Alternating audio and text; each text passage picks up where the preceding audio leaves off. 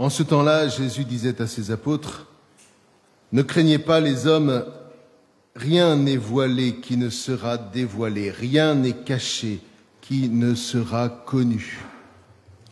Ce que je vous dis dans les ténèbres, dites-le en pleine lumière. Ce que vous entendez au creux de l'oreille, proclamez-le sur les toits.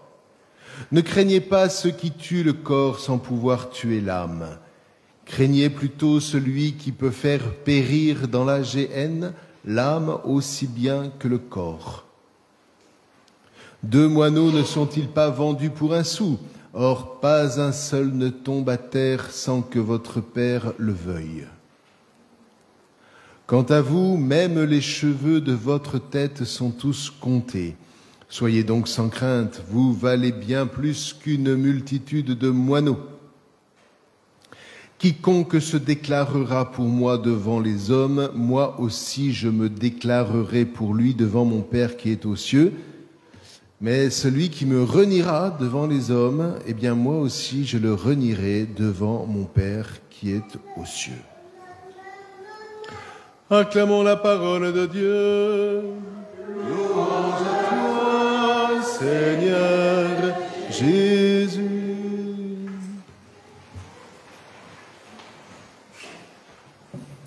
Alors, vous avez entendu le prophète Jérémie. Le prophète Jérémie, j'entends les calomnies de la foule, dénoncez-le, allons le dénoncer, celui-là, l'épouvante de tous côtés.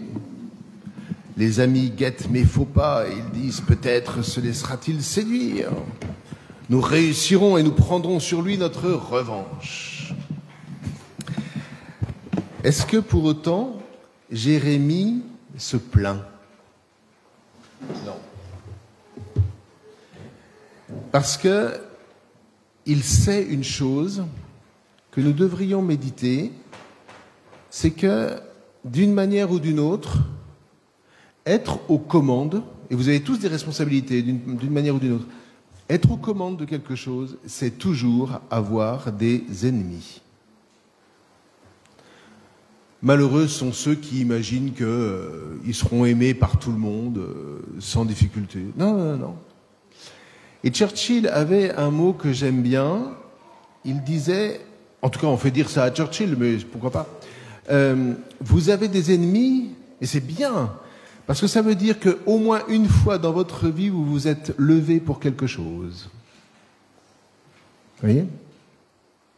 Or, Jérémie s'est levé, et il s'est levé à l'appel de Dieu. Et Dieu sait si, quand on répond à l'appel de Dieu, ça n'est pas si simple.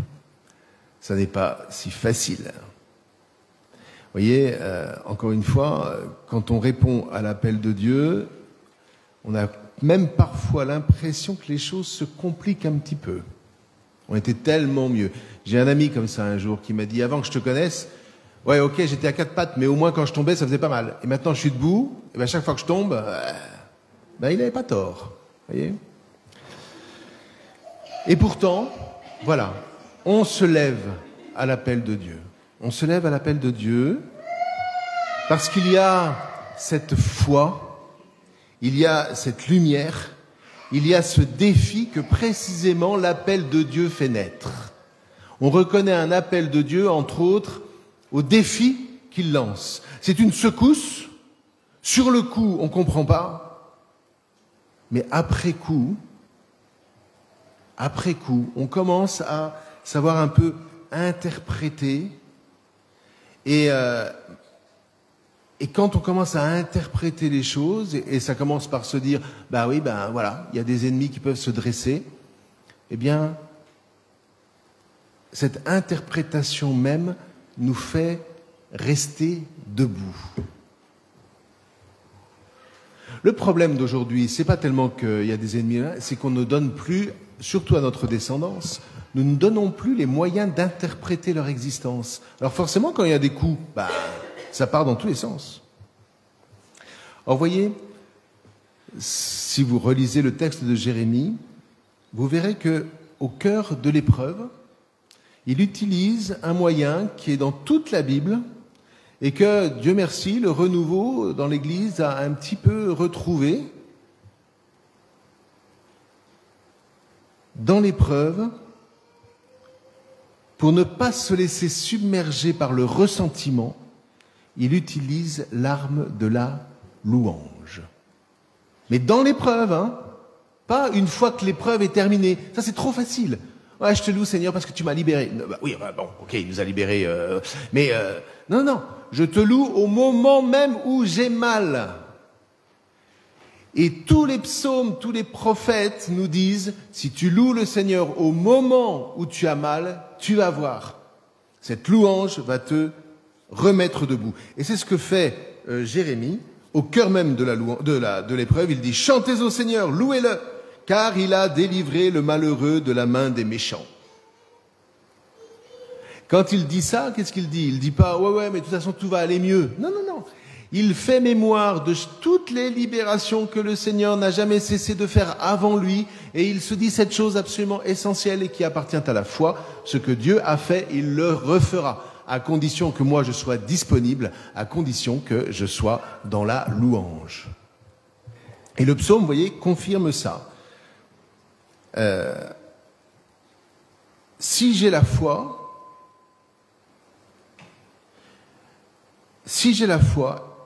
elle me permettra d'interpréter mon existence toujours dans le sens de la vie. Toujours, toujours. Elle me permettra de répondre à l'appel du Seigneur malgré l'insulte que vous pourrez endurer. Oui, c'est clair quand même, hein? J'endure l'insulte, j'endure la honte. Et pourquoi cette louange nous aidera? Parce que nous secourra, c'est parce que le Seigneur est la force des humbles. Il est la force des serviteurs. Et il nous donne, il met en nous cette vertu que j'aime tellement et que je voudrais que les jeunes en particulier retrouvent.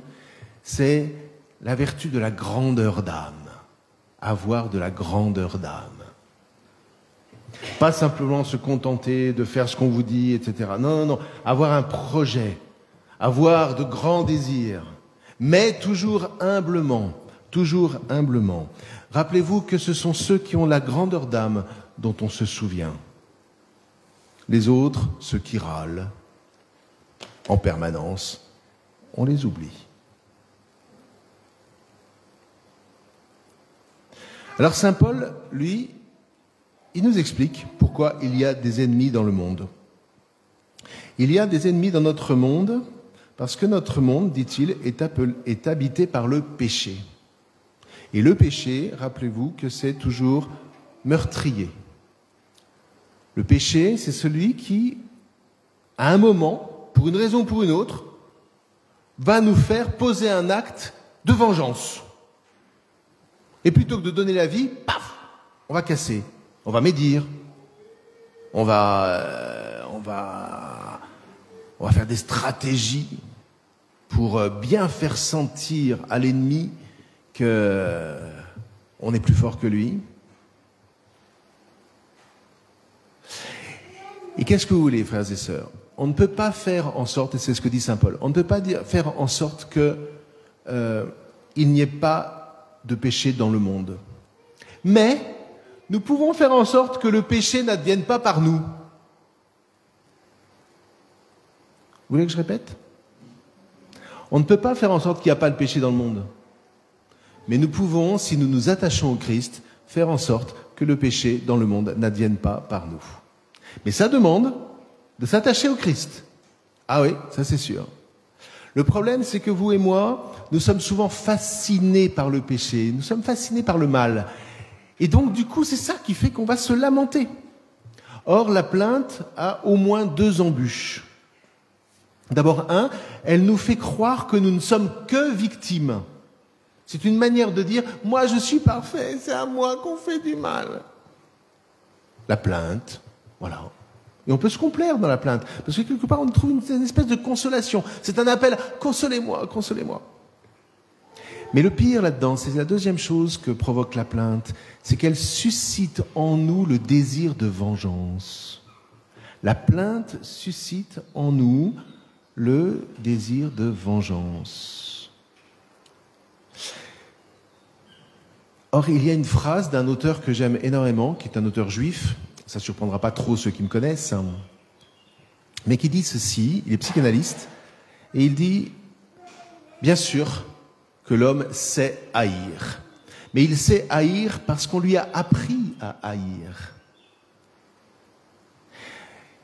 Et si on voulait regarder le revers de la médaille, si l'homme sait apprendre à haïr, il sait encore mieux apprendre à aimer. C'est étonnant, hein? Tu apprends à haïr, c'est le signe que si tu renverses les choses, tu es capable d'apprendre à aimer. Parce que aimer, frères et sœurs, ça s'apprend. Ça s'apprend et ça se décide à partir du moment où nous avons un maître qui nous enseigne. À commencer évidemment par les parents. Les parents sont ceux qui, les premiers, nous apprennent à aimer. Alors évidemment, qu'est-ce que vous voulez, dans un monde occidental qui a décidé de se faire l'ennemi des maîtres, mais qu'est-ce qui reste aux jeunes, puisqu'ils n'ont personne pour leur apprendre à aimer? Eh bien, il leur reste la haine, il leur reste la plainte, il leur reste la victimisation, et ils sont livrés à la haine. Alors, vous voyez, frères et sœurs, si nous sommes ici, c'est que nous savons que le Christ est notre maître. Et c'est à nous de l'annoncer à la suite des apôtres, dans l'Église. C'est à nous de transmettre la vie qu'il porte à nos enfants, à travers l'enseignement, mais par pitié, et à travers les actes. Là aussi, vous voyez, il y a eu vraiment un mot d'ordre qui a été donné dans les années 80. La vie chrétienne, c'est par les actes et c'est pas par les paroles. Mais c'est faux. Que ce ne soit pas que par les paroles, on est d'accord. Mais des actes qui ne sont pas accompagnés des paroles,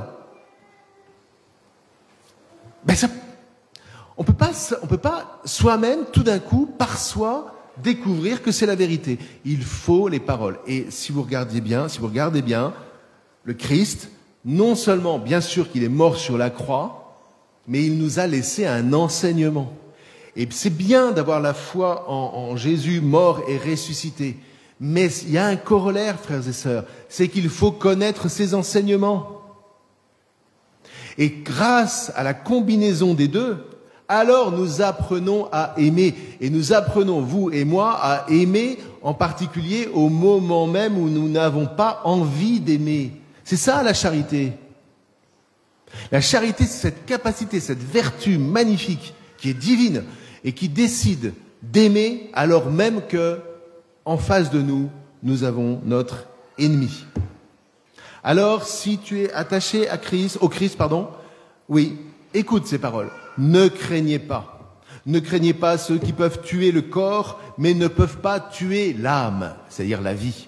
Et par pitié, ne tombez pas dans l'interprétation qui voudrait que celui qui peut tuer le corps, mais ne peut pas tuer l'âme, celui qui peut tuer le corps, ou celui qui peut emmener dans la géhenne, ce serait le diable. Ah, mais le diable n'a absolument pas ce pouvoir. Vous voyez, nous sommes encore une fois fascinés par le mal, et nous donnons au diable des tas de prérogatives que Dieu ne lui donne pas. C'est quand même étonnant. Allez relire Job. Le diable, on n'est pas dans le Seigneur des Anneaux, hein. Faut pas confondre.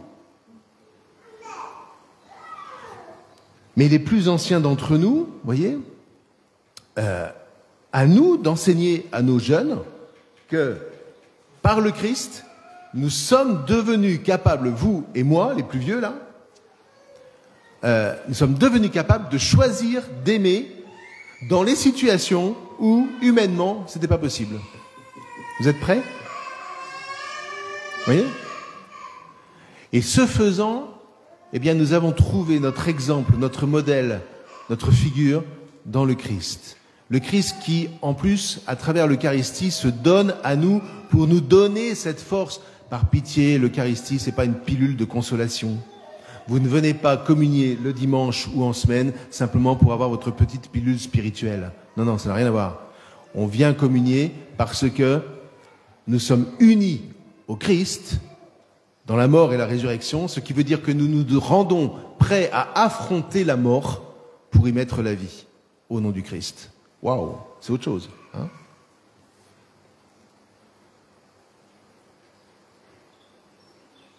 Donc méfions-nous. C'est depuis le début de la Bible. Hein. Quand vous sentez naître en vous un sentiment de revanche, un sentiment de vengeance, rappelons-nous cette phrase qu'il faut aussi connaître par cœur. C'est Dieu qui s'adresse à Caïn. Fais attention. Le péché est tapi à ta porte. Sois plus fort. Ah ben voilà. Sois plus fort. Et si nous sommes là aujourd'hui, c'est pour décider d'être plus fort que ce péché. Le péché qui est toujours pervers. Hein. La perversion, c'est toujours la parole qui descend l'autre, qui le tue. Il y a certains qui sont devenus des professionnels. Non. Nous sommes des disciples du Christ. Lui qui a dit sur la croix, Père, entre tes mains je remets mon esprit. Et qui a dit, pardonne-leur. Pardonne à ceux à qui, normalement, le pardon ne devrait pas être donné. Pardonne-leur. Choisis, Père, de pardonner en moi, par moi. Eh bien, c'est ainsi, frères et sœurs, que le Seigneur nous ouvre le chemin de la vérité et de la vie. Et c'est dans cet esprit-là que nous célébrons tous les dimanches l'Eucharistie. Amen.